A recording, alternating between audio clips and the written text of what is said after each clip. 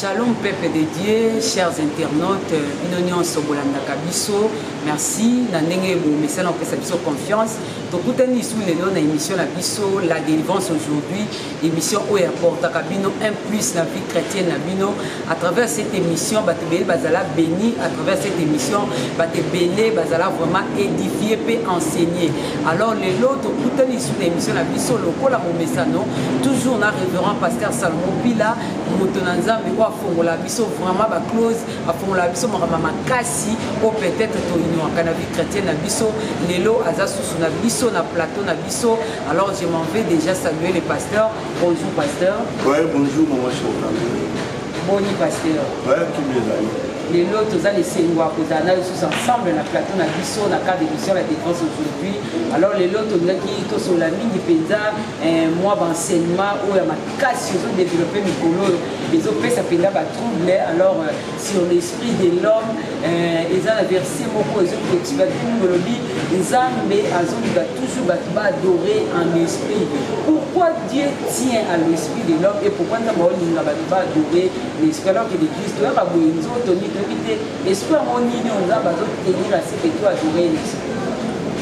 Merci beaucoup maman Chantal. Je crois nous n'avons pas moulé d'abord la question de l'émission. Dieu nous a créés à son image. Nous avons créé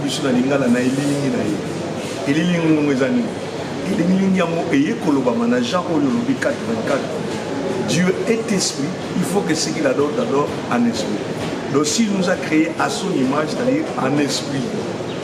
Et Job en réalité dans l'homme, c'est l'esprit. Donc qui est un homme? Un homme, c'est un esprit ayant une âme vivant dans un corps. 1 Thessaloniciens 5, 23. Voilà, Dieu nous a créé l'esprit, l'âme et le corps. Et ça l'a être. Donc nous avons bien placé que esprit, âme, corps. Alors, esprit à Moudédali, assiette et si qu'on s'en va à Kosoanamo. Si nous avons sans la macaboiseau, quand nous avons coopéré dans moto.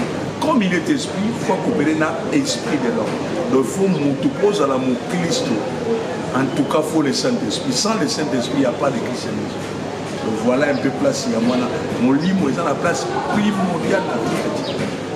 Merci pasteur. Donc ceux qui te comprennent déjà d'abord na moteza na molimo nzamba pesi yango amo eza centre ba sentiment après apesi yango nzoto ko muta paraître na sena mabile.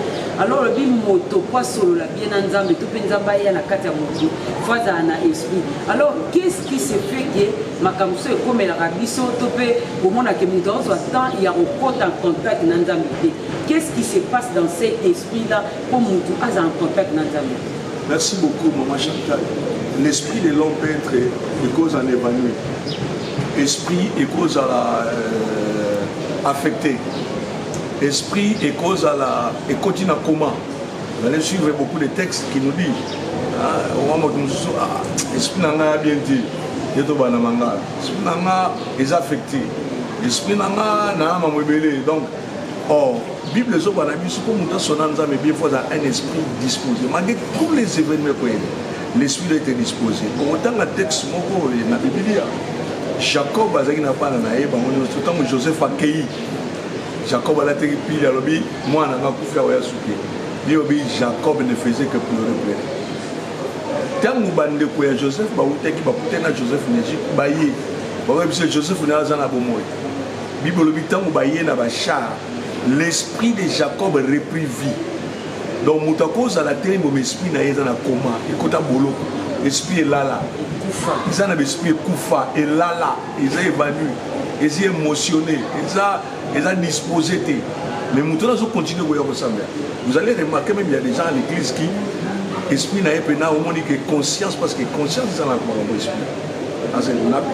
Dans mon livre, on parle beaucoup du corps. Le corps a 5 sens. L'odorat, oui, vue, toucher, tout ça. L'esprit aussi. L'esprit a la communion, a la intuition, a la conscience. Alors, comment on va trouver l'intuition? Ce n'est pas d'âme. C'est parmi les parties dans le monde. L'intuition, on a besoin de la matière, mais quand on a l'intuition, on a besoin de c'est-à-dire mutako vanda boye alali atana pour ya pas une spiritualité nyoka moko zo lingo so relé wana ko sala intuition ko sala na sentir eloko ya batebele lokola sobe esprit les ana koma esa ka sobe muni chrétien ngama tana biso mo bum te na matati obiso benga na mangala sixième sens écoute biso mo peke c'est l'accident cette intuition là n'existe plus et que kufa zo benga chrétien et ça la sobe on mudambu kola sabela makamando alors bon, surveillance et sécurité et esprit naïe, autre va dire antenne et koufa. Ça donc c'est ça. En réalité dans l'homme, c'est l'esprit.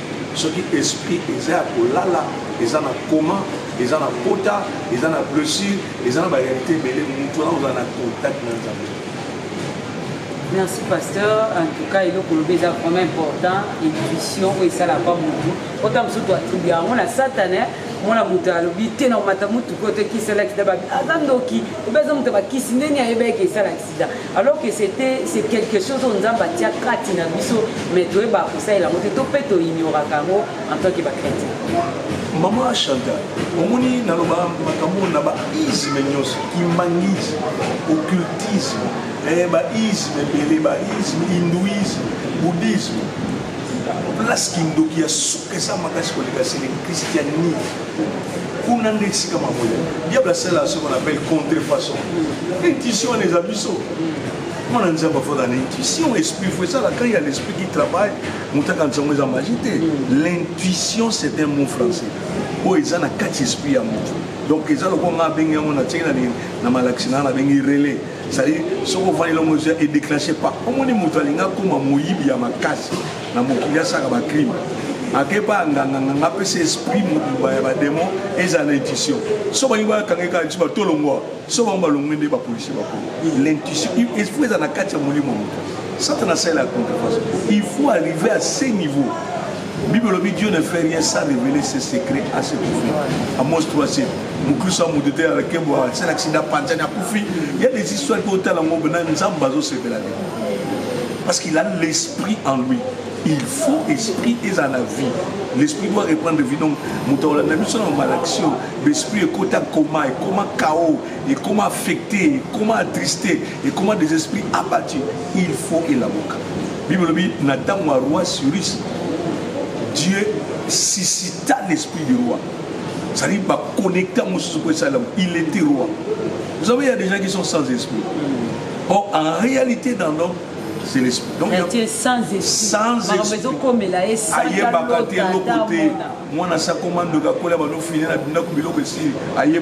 Sans esprit.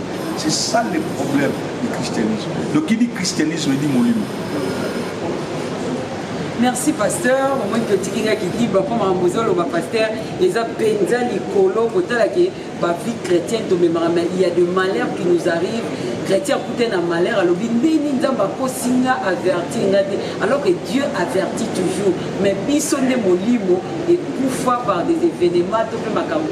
Alors pasteur ce sont des enseignements où peut-être les a penza moulay et puis on va au koba na mingi na éviter est-ce que les en a quelques makambo ko ba mutu akoki koréanimer esprit na ye ndenge parce que soki esprit ekufa ou soit baconséquence eza nini ya mutu esprit ekufi azoyeba susu kosala intuition na ye omona ndenge otoloba ndoto ekozala soki dans l'autre exemple eza ndoto te.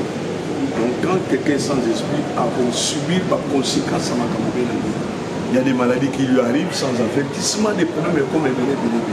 Parce qu'au moins, même quand nous prions, la Bible déclare, nous vivons où ils sont visibles. Nous vivons dans cette terre. C'est l'invisible, n'est pas visible. Nous sommes dans l'esprit. Donc, avec des fois aller dans le monde qu'on appelle le monde de l'imagination. La foi, c'est l'imagination. C'est-à-dire, nous avons au quota, Noé construit l'arche. Nazamba. Noé est un cultivateur. Ça, la Bible. Donc, atikala pour moi masua na ville. Atikala pour yoka pété masua moto zoleka. Nazamba. Comment il a pu construire? Arche à l'ibosson mon état. À mon avis, on a imagination. Pour la bénédiction, c'est par la foi que Noé construit l'arche. C'est-à-dire, tout ça, c'est pour être un fond de l'esprit. La Bible déclare Moïse à Moni Bomengo Égypte et l'autre côté, à la opprobre à Christ. dans l'imagination, dans l'esprit. Nous, le juste vivra par sa foi. Ça donne la foi c'est un problème spirituel. Il faut être dans l'imagination, il faut être dans l'invisible. On va nous expérimenter l'eau déjà dans l'invisible. Noé, mon image, et cultivateur, pour la première fois, dans l'imagination. Mais c'est par la foi que Noé a construit l'âge. C'est-à-dire dans l'imagination. Et tout ça, c'est un point spirituel. Même la foi au Bitolobara, on a la foi, c'est au-delà de tout ça. Au-delà de tout ça, la foi n'est pas un simple vocabulaire. La foi, dans l'église, la foi, non. La foi a une dimension de l'imagination. C'est par la foi. Donc, c'est par la foi que Noé construit la vie. Mais la foi est dans cette foi.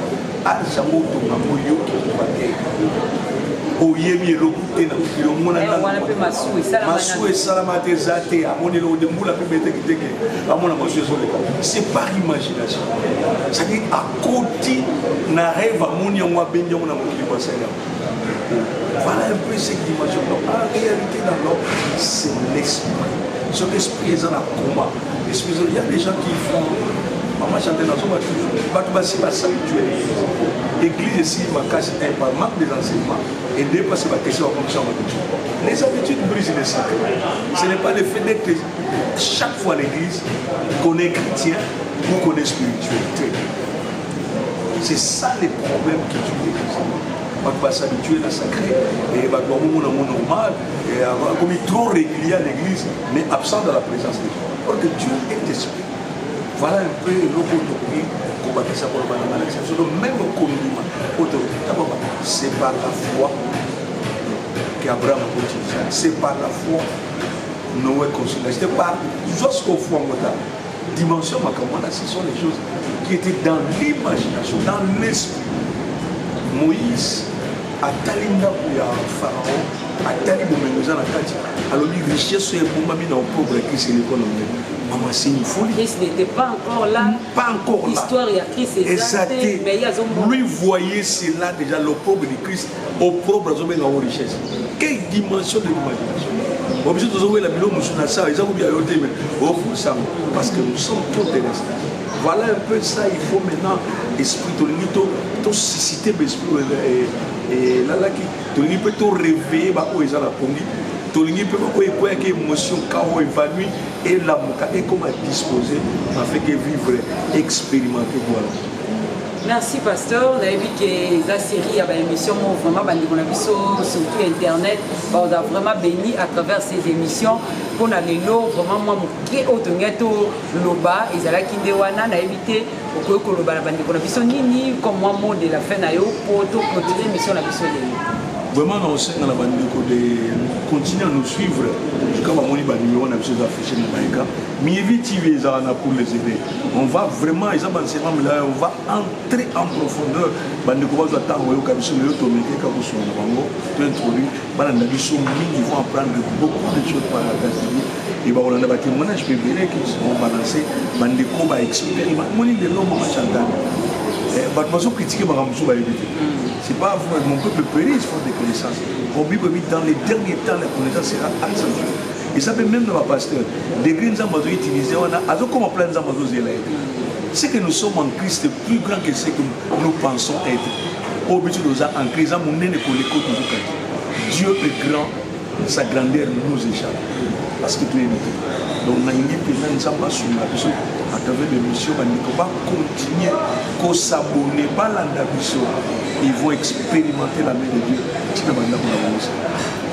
Merci le révérend pasteur Salomon Bila, merci la bande de sur internet, chers internautes, beaucoup de s'abonner vraiment massivement la chaîne Nabino Mievi Télévision, une chaîne de qualité, une chaîne d'enseignement où il faut apporter les binos makamba kitoko ya malamu des enseignements de qualité, peut-être on a yokate banda aux ala chrétien 30 ans chrétien maintenant yoka enseignement beauté na yebi ke bino ba ibolandi biso boza surpris alors ceux qui enseignement au CP nango topé quelque chose de ticket au comprendre te aux a besoin il y a quoi approfondir ango ba numéro ezawana okoko benga ozwa pasteur Salomon sans problème mais beau s'abonner na ngiso boza 10 na ndako bino nyonso 10 bo s'abonner bana mievi partout dans le monde bolanda biso bo s'abonner na chaîne na bino afin que boko bakotindika évangile musika à travers cette chaîne. Tokutani pour l'emballassement la prochaine numéro avec un sujet aussi qui va vous plaire et pour bouleverser bino sumakasi pour la liloto suki awa. Ciao.